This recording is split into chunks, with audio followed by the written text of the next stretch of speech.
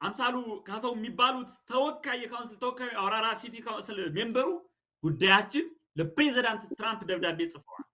ይህ የሆነው በምንድን ነው? ለነዚህ ሰዎች እንዲደርሳቸው የኦርቶዶክሳውያን ሞት እንዲደርሳቸው በማድረጋችን ይህ ሁሉ ማድረግ ተችሏል ማለት ነው። በጊዜው የተሰሩ ስራዎች ምናልባት እኒህ ብቻ አይደሉም። ከሰዓት አንጻር ብዙ እንዳንይዝ የኢንዲያን ፓትሪያርክ የኢንዲያ ኦርቶዶክስ ቸርች እንደምታውቁት ፓትሪያርኩ ይቅርታ፣ ይሄ ሚዲያ የህዝብ ሚዲያ ነው። ይሄ ሚዲያ ምዕመናን $150 አዋጥተው የሀገራቸውን ጉዳይ የቤተክርስቲያናቸውን ጉዳይ አማራጭ ስለሌለ የሚሰሙበት ነው። የሚያስሮጥ ነገር የለም፣ የሚያሯሩጥ ነገር የለም። ማደር እንችላለን። የአየር ሰዓት ውድ መሆኑ ይታወቃል። ነጋዴዎች አይደለም። ዩቱብ ስለተከለከል፣ ፌስቡክ ስለተከለከል እንግዲያውስ ብሎ እግዚአብሔር ያመጣው ስለሆነ የሚያሯሩጥ ነገር የለም። መምህር አድምተህ ከዚህ ቀጥሎ የሚገባ ሰውዬ ምናምን የሚባል ነገር የለም። ይሄ ምዕመናን ሰራዊተ ጌዲዮን የሚባሉ 160 ምናምን ሰዎች በየወሩ 50 እና 10 $40 እያዋጡ የሳተላይት ከፍለው የሀገራቸውን ጉዳይ የቤተክርስቲያናቸውን ጉዳይ ድምፅ የሚሰማበት ስለሆነ ሰዓት አለ። አንተ የሚሄድበት አለኝ ካደልክ በስተቀር ሰዓት ስላለ እያሰብክ ኢትዮጵያ ውስጥ ቁጭ ብለው አሁን ቴሌቪዥናቸው ስር ተቀምጠው የሚያዳምጡ ምዕመናን ብቻ አይደለም። ፖለቲከኞቹ ያዳምጣሉ፣ አባታቱ ያዳምጣሉ፣ ሰባኪያን ወንጌሉ ያዳምጣሉ፣ ካህናቱ ያዳምጣሉ። እንደገና ደግሞ ፖለቲከኞቹም ያዳምጣሉ። ገዳዮችም አስገዳዮችም እየተመለከቱ ነው። አሁን ስለዚህ የምትናገረው ነገር በኃይልና በስልጣን ደግሞ በእውቀት የሆነ ምንም የሚያሯሩጥ ነገር ቀስ እያልክ ቴክኒሽያኑ የኛ፣ የአየር ሰዓቱ የኛ፣ ሳተላይቱ የኛ፣ እዚህ የሚይዝብን ምን የሚልብን ነገር የለም። ለቃላችን እየተጠነቀቅ ለአንደበታችን በዛ መጠቀም ነው። ይሄን ልነግርህ ፈልጌ ነው። ምንም አትሯሯጥ። ቀስ ብለህ ስትፈልግ እየተኛ ውሃ እየጠጣ መናገር ትችላለህ። ተከራይተን ተኮናትረን ያመጣነው ነገር የለም። ደስ ይበላችሁ ምዕመናን፣ በእውነት ኢትዮጵያውያን ደስ ይበላችሁ። ከምንም ነፃ የሆነ እንዲህ አይነት ሚዲያ ማግኘት ቀላል ነገር ስላልሆነ ማለት ነው። ወንድማችን ቀጥል። መልካም አመሰግናለሁ ዘመዴ። ያው ምንድነው አሁን እንደዚህ አይነት ሚዲያዎች በበቀደምም ኢትዮ ቤተሰብ ሚዲያ ላይ ቀርቤ የተናገርኩት ይሄን ነው። በዚህ ዘመን ሚዲያዎች በራሱ እንደው አንድ እንድታውቁት የምንፈልገው ነገር ብዙ ሚዲያዎች ፌስቡክ ላይ ትዊተር ላይ ምናምን በጣም ጽፈንላቸዋል። በመጀመሪያው ቀን በሁለት በሶስት ቀን በቃ ቢያንስ እንኳን ኦርቶዶክሳውያን እየሞቱ ነው ብለው እንዲዘግቡ በሚሊዮን ተከታይ ያላቸው ኦርቶዶክሳውያን የሆኑ ግን የኦርቶዶክሳውያንን ሞት የማይዘግቡ ሚዲያዎች አሉ። በደንብ ያየንበት ጉዳይ ይሄ እና በእውነት መምህር ዘመድኩን በደንብ እንደ ኮሚቴ ይሄ ለኛ ቀላል አይደለም። ምን ማለት ነው?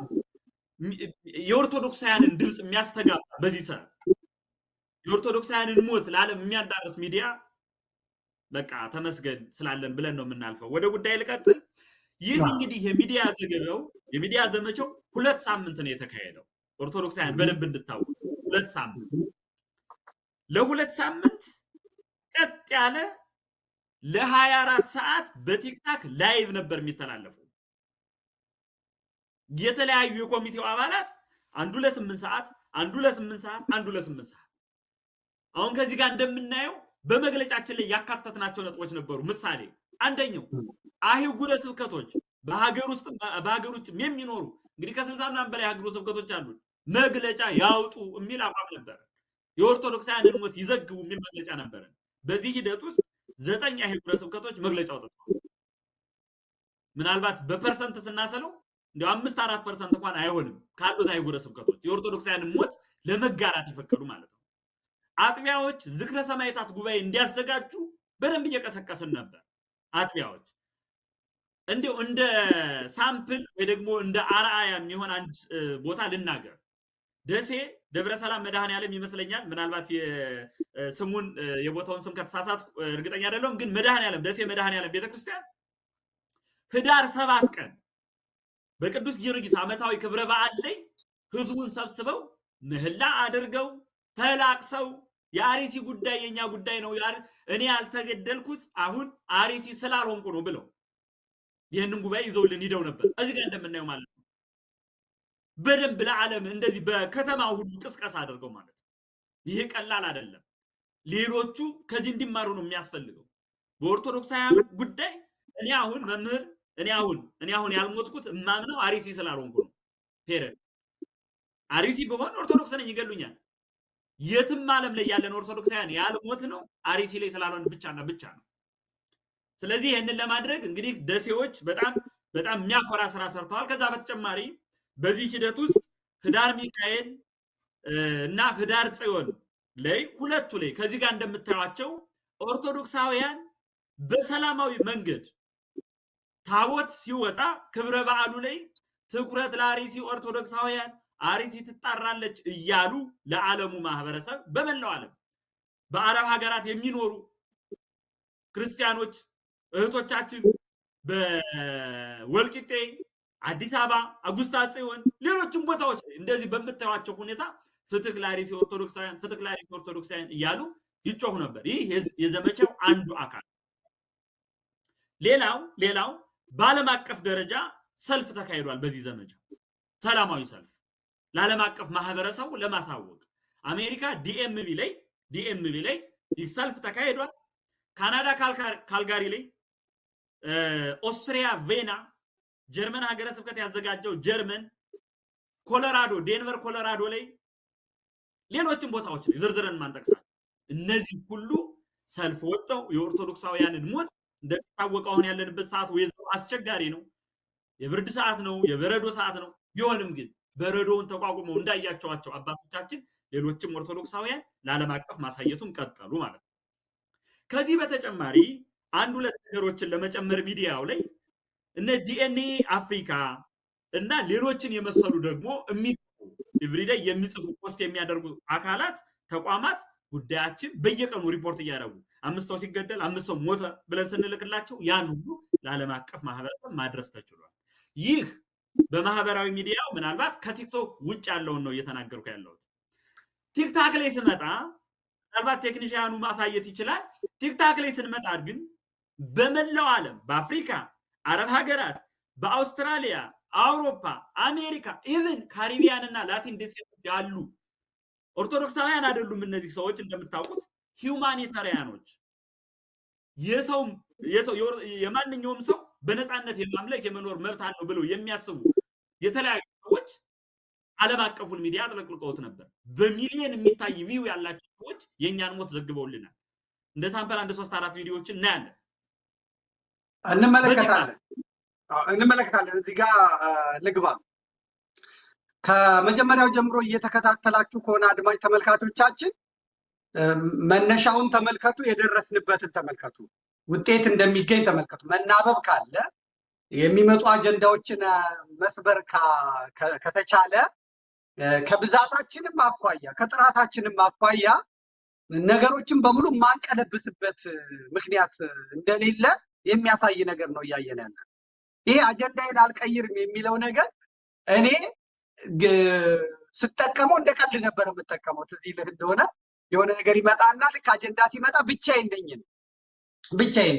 እዚህ የሆነ ነገሩን ነክሼ ይዛለሁ። ከዛ ከነከስኩት ነገር ላይ ሊያስለቅቁኝ ሌላ አጀንዳ ይመጣል። በዚህኛው እጄ የኛውን ይዤ በዚህኛው እጄ የኛውን ይዤ ደግሞ አጀንዳዬን አልቀይርም እላለሁ እል ነበር። ምንድነው የተረዳሁት እኔ አሁን በዚህኛው እኔ የጀመርኩትን ቀጠልኩበት። ነገር ግን ሌላ ኃይል ደግሞ ተነሳ፣ በዚህ በኩል ማለት ሌላ ኃይል ተነሳ። አጀንዳዬን አልቀይርም የሚል ማለት አጀንዳዬ አሩሲ ነው። አጀንዳዬ በአሩሲ እየተጨፈጨፉ ያሉ ኦርቶዶክሳውያን ናቸው። አጀንዳዬ በአሩሲ እየተገደሉ ያሉ ኦርቶዶክሳውያን ናቸው። አጀንዳዬ እየጠፋ ያለው ህዝብ ነው የሚል በእናንተ እግዚአብሔር በመረጣችሁ ወንድሞች የሚመራ አካል ተነሳ ማለት። አየህ እኔ እንደው ብዙ አልመጣሁም፣ እኔ ወደ አሩሲ ጉዳይ ብዙ አልመጣሁም። ምክንያቱም አሁን አጀንዳ የማይለቅልኝ ማህበረሰብ ስለተገኘ በዚህ በኩል ደግሞ እኔ የራሴ የምሰራውን ስራ መስራት ጀመርኩ ማለት ነው። ይሄ ቀላል አይደለም። ሁለተኛ ትዊተር አጠቃቀም በተመለከተ በህዳሴ ግድብ ጊዜ አይተህ እንደሆነ በጦርነቱ ጊዜ የትዊተር ኃይል ታይቷል። አሁን ይሄ የሰለጠነው ዓለም በአብዛኛው ትዊተር ላይ ነው ተሰልፎ የሚገኘው ማለት ነው። በተለይ ባለስልጣናት፣ ዓለም አቀፍ የሚዲያ አካላት፣ ዓለም አቀፍ የሰብአዊ መብት ተሟጋች ድርጅቶች፣ ወሳኝ አካላት ትዊተር ላይ ነው ያሉት። ስለዚህ የትዊተር ዘመቻ ቀላል ነገር አያመጣም። ሁለተኛ በሚዲያዎች ላይ ይሄ አጀንዳ አለመቀየር ብቻ ሳይሆን የሚታዘዝ ትውልድ መፍጠር፣ የሚታዘዝ ትውልድ ማምጣት። ያን የምታዘው ትውልድ ደግሞ በቃ ሌላውን ነገር ሳይሰማ መሪዎቹን እየተከተለ በሚያደርገው ነገር ፕሬስ ሴክተር የአሜሪካ የቃል አቀባይዋ ሴት በምትናገርበት ጊዜ ያ ከስር የምታመጡት የሚመጣው ህዝብ እዛ ውስጥ የኢትዮጵያን ባንዲራ አድርጎ የኢትዮጵያን ሰንደቅ ዓላማ አድርጎ የሚሰጠው ድምፅ የሚያመጣው ድረሱልን የሚለው ተመልካች አለ። ያንን ፕሬስ ኮንፈረንሱን የሚከታተል ሰው ይመለከተዋል፣ ያያል፣ ይመለከተዋል። ምንድናቸው ብሎ ቆሞ ይመለከታል። ራሱም ደግሞ የአሜሪካን መንግስት የራሱ የሆነ ፕሬሱን የሚቆጣጠርበት መንገድ ስላለው ያዳምጠዋል። ስለዚህ ከዛ በኋላ የመጡት ነገሮች እንድትፈለጉ ያደርጋል። ተመልከት እንግዲህ 11,000 ሰው አለ። 11,000 ሰው እየተመለከተ ነው። ይህ ቲክቶክ ብቻ ነው። የሚሄዱትን መመልከት እንችላለን። እንዳለ ኢትዮጵያ ነው፣ እንዳለ ኢትዮጵያ ነው፣ እንዳለ ኢትዮጵያ ነው፣ እንዳለ ኢትዮጵያ ነው። ስለዚህ ትኩረት እንዲሰጠው ያደርጋል ማለት ነው። ይሄን ለህዝቡ ነው የምነግረው። አሁን በሀገር ጉዳይ ላይ፣ በህዳሴ ጉዳይ ላይ፣ በህዳሴ ግድብ ጉዳይ ላይ፣ በጦርነቱም ወቅት የአሜሪካን መንግስት የተባበሩት መንግስታትን እነ ሱሌማን የሚባል ልጅ የሚመራው ታስታውስ እንደሆነ አረብ ሀገር የነበረ ልጅ የሚመራው የትዊተር ካምፔን እንዴት አድርጎ ያጥለቀልቀው እንደነበረ ትዝ ይለናል። ቀጥ እንዲሉ ነው የሚያደርጋቸው። ይሄንን ሲያደርጉ የነበሩት አብዛኞቹ ኦርቶዶክሳውያን ናቸው። በራሳቸው ጉዳይ ላይ ግን ሰንፈው ተቀምጦ ነበር። ይሄን ሰብራችሁታል፣ ይሄን ሰብራችሁታል። ይሄንን ህዝብ ይዘን አሁን መቀጠል፣ ወደፊት መቀጠል ብቻ ነው ያለብን። ይሄ ተሰብሯል። አንድ አጀንዳ አለመቀየር፣ ሁለት ዓለም አቀፍ ሚዲያዎችን እስኪጠሩን መጠበቅ ሳይሆን እኛ ራሳችን ሄደን ጉዳያችንን ጩኸን ማሰማት የሚለው ነገር የሚታይ ነው ማለት ነው። ከዛ ወደ ትዊተር ወደ ቲክቶክ ሄዳችሁት የቲክቶኮቹን እናሳያቸው። ምክንያቱም የኛ ሀገሮቹ የቲክቶክ ተጠቃሚዎች የኛ ሀገር በአውሮፓ የሚኖሩ አንድ ጊዜ እናመጣዋለን። ያዘው፣ ይሄንንም ታመጣልኛለህ። የቲክቶክ ተጠቃሚዎች የኛዎቹ ዱቄት ሲቀቡ፣ የኛዎቹ ከነዮኒ ማኛ ጋር ሲገላፈጡ፣ የኛዎቹ ሌላ አጀንዳ ፈጥረው ሲናገሩ፣ ነገር ግን የውጮቹ ደግሞ የኛን አጀንዳ፣ የናንተን ተጽዕኖ፣ የናንተን አቤቱታ፣ የናንተን ዋይታ ሰምተው ቀጥታ ወደ እንትኑ ገቡ ማለት ነው። ወደ ድምፅ ወደ መሆን ገቡ። ስለዚህ መጀመሪያ የቲክቶከሮች እንመልከት። የኢትዮጵያውያን ያልሆኑ ነገር ግን ዓለም አቀፍ ተደማጭነት ያላቸው ቲክቶከሮች የእናንተን ውትወታ ተከትለው ለተከታዮቻቸው እንዴት ድምፅ እንደሰጡ ሰምተን እንምጣ፣ ጊዜ ስላለን ማለት ነው። እሺ። Christians in Ethiopia continue to face persecution. The latest attack happened on November 3rd. 5 more members of one of the world's oldest Christian churches have just lost their lives in Ethiopia. But when it comes to the media, they still seem quiet. Hey, I'm Daniel. I cover global Christian news that actually matters. According to Burkina News, on November 3rd, 2025, 5 members of the Ethiopian Orthodox Tewahedo Church were... መልካም። አሁን ይሄ ሰው ማን ነው? ለማታውቁት ሰው የክርስቲያኖችን ዜና ብቻ የሚዘግብ ጋዜጠኛ ነው። ዓለም አቀፍ ጋዜጠኛ ነው። ግን የሚዘግበው ምንድን ነው? የክርስቲያኖችን ብቻ ጉዳይ ነው የሚዘግበው።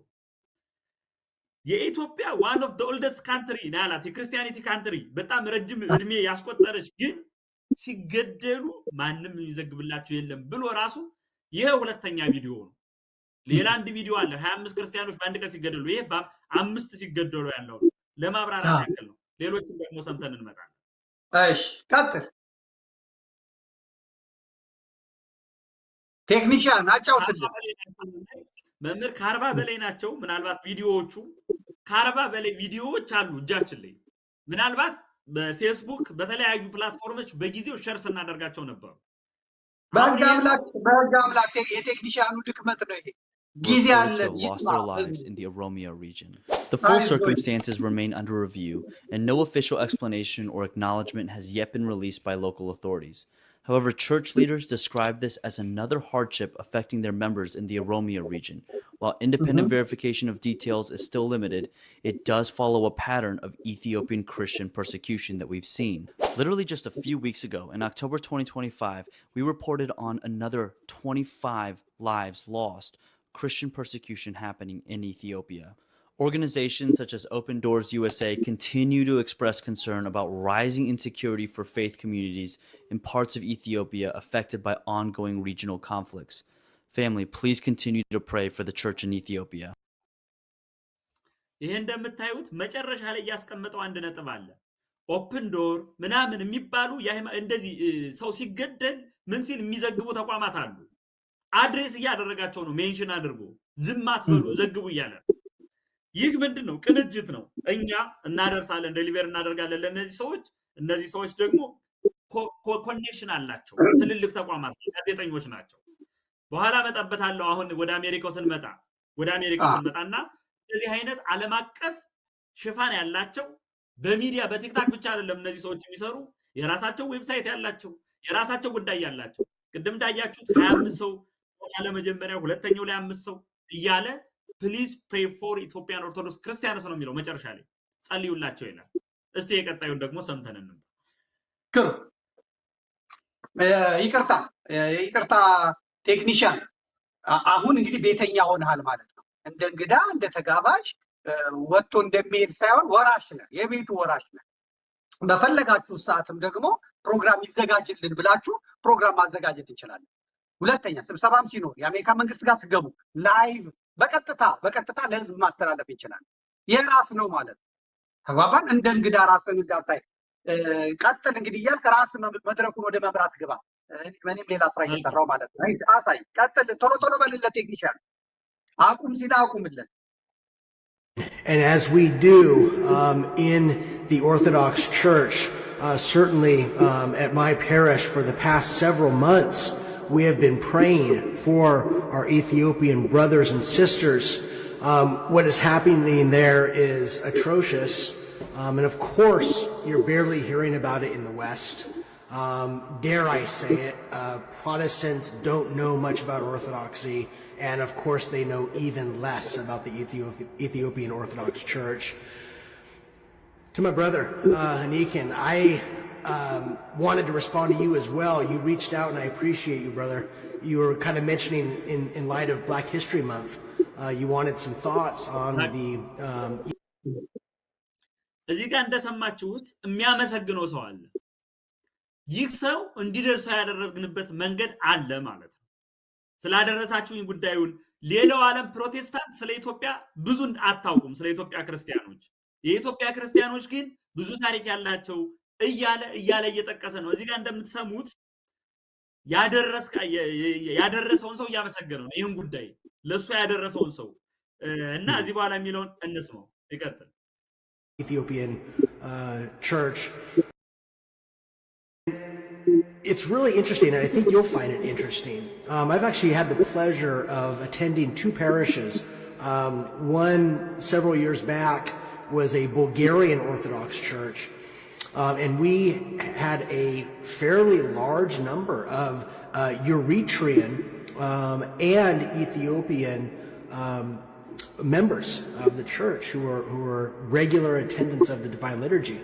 And what often happens is that Eritreans, if they can't find a church of their own, near them, they will come to, in that case, a Bulgarian Orthodox church of all churches. አሁን እዚህ ጋር የሚያወራው ምንድነው? ስለ ኢትዮጵያ ኦርቶዶክስ ተዋህዶ ወይ ስለ ኢትዮጵያ ኦርቶዶክስ ቸርች እያወራ ነው። ለምንድን ነው የሚያወራው? ፎቶ አስቀምጦ መገደል የለባቸውም። ታሪካቸው ዓለም አቀፋዊ ነው። ብዙ ታሪክ ያላቸው ዛሬ እኛ ለመድረሳችን ፕሮቴስታንት ዛሬ እኛ እዚህ ለመድረሳችን ምን ለማለታችን የመጀመሪያው ከክርስቶስ አፖስቶሊክ ሰክሴሽኗን ይዛ ያለችው ቸርች ኢትዮጵያ ቸርች ናት እያለ ይህ ቀላል ተጽዕኖ አይደለም። ይህ ማለት ለአሁን ለኛ ለምንሞተው ለምንገደለው ሚዲያዎች ዜሮ ላደረጉበት እነዚህ ቪዲዮዎች መምህር በዓለም አቀፍ የምትገኙ ተከታታዮች ከ1 ሚሊዮን በላይ ቪዲዮዎች ያላቸው ናቸው ሙሉ ሌሎች ቪዲዮዎችን በተለይ ጉዳዩን እየጠቀሱ ይሄን ያህል ሰው ሙቷል ምናምን የሚሉ ሰዎችን ሁለት ሶስት ቪዲዮዎችን እንይና ዋናው ጉዳያችን የአሜሪካው ስለሆነ እዛ ላይ በደንብ አድምጠን እንነጋገራለን ሌሎች ቪዲዮዎችን ይሄን ቪዲዮ እንይ Everyone, please share this with the entire world. A genocide is unfolding before our eyes in Ethiopia. Systematic and coordinated attacks have targeted Orthodox Christians, with 14 believers brutally murdered by Islamist militants in the Berjma and Merti localities. Just days later, another massacre struck the nearby Sharqa district, bringing the death toll to more than 24 innocent Christians.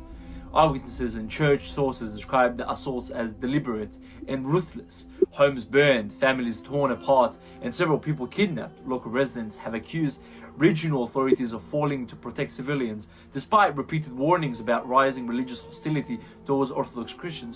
The Ethiopian Orthodox Tewahedo Church has condemned this atrocity, declaring national mourning and urging for an independent international investigation into what many now call faith-based persecution. The blood will be on our hands if we remain silent. Please, please, please share this message, repost it, tag others. በቃ አሁን ይህ የሱፍ ይባላል ሶሻል ሚዲያ መምህር በጣም የሚደንቅ ነገር ልንገራችሁ ኦርቶዶክስ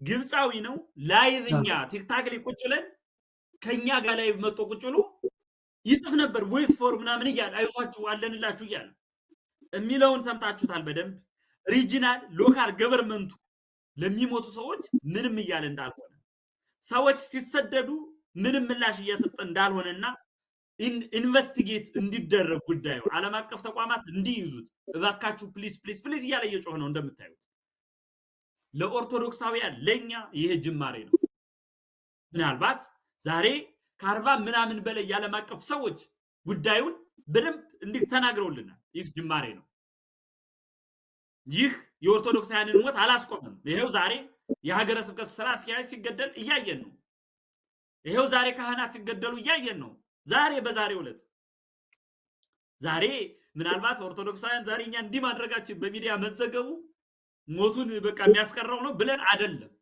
እንመጣበታለን በኋላ ጉዳዩን ተሮዝሮ ግን እንደዚህ ያሉ ወንድሞቻችን በዓለም አቀፍ ደረጃ ጉዳያችን እንዲታይ አድርገውልናል የማህበራዊ አሁን እኔ ይሄን እንዲታይ የፈለኩበትና ጊዜ እንዲወስድ የፈለኩበት ዋናው ምክንያት አልገባንም ኦርቶዶክሳውያን ያልገባን ነገር አለ ማህበራዊ ሚዲያውን እንዴት መጠቀም እንዳለብን የገባን ነገር የለም ማህበራዊ ሚዲያው የሚያመጣውን ውጤት አልተረዳነው የማንም መጫወቻ ነው ጥቂት ብልዎች ግን ተነስተው አጀንዳዬን አልቀይርም ብለው ከማንም ጋር አልጋተትም ብለው ይሄን በማምጣታቸውና ወደዚህ በመግባታቸው የሚመጡትን ለውጥ እንዲያዩ ነው የፈለኩት እንዲመለከቱ ነው የፈለኩት አንድ ሰው ዩቲዩብ ጀመረና ሲነግረኝ ማለት ነው ዩቲዩብ ጀመረና ማንም ሰብስክራይብ የሚያደርገው ጠፋ ምን አደረኩ አለ ዓለም አቀፍ ሚዲያዎች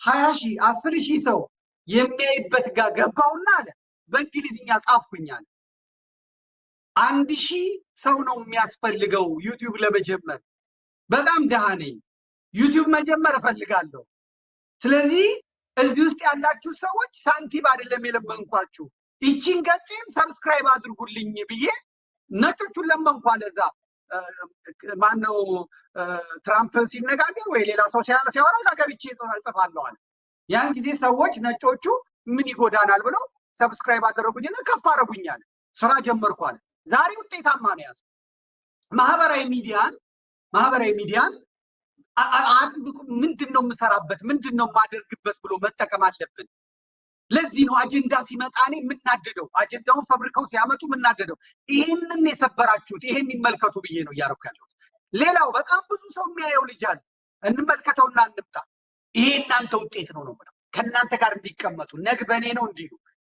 ምክንያቱም የፍልስጤማውያንን እስራኤል ደበደበች ብለው የኢትዮጵያ ሙስሊሞች በሙሉ ጥቁር ይለብሳሉ ማህበራዊ ሚዲያ ዘመቻቸው ለጉድ ነው አጀንዳቸው አንድ ነው።